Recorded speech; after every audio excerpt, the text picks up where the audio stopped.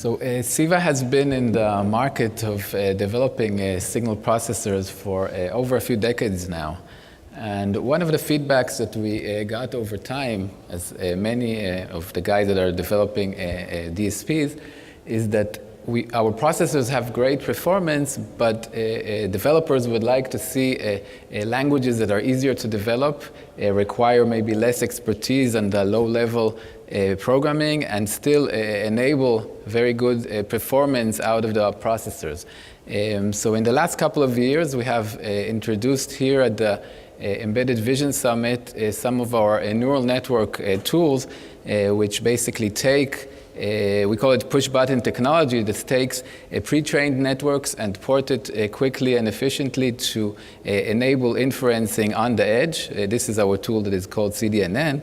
And today we'll explain about a different tool that we've announced. It was basically support for Halide language on the CEVA processors.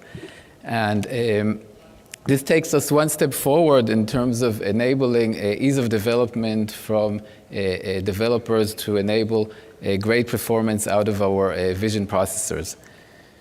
So if we look at the Halide, this is a relatively new language which was developed specifically for image processing algorithms. It was developed by a bunch of MIT guys, and it was really intended from beginning to enable this language to look at the hardware. So it was really gives the ability to get great performance out of different hardware processors such as CPUs, GPUs, and vector DSPs, and this is why we felt it is a good fit for our processors going into the embedded space.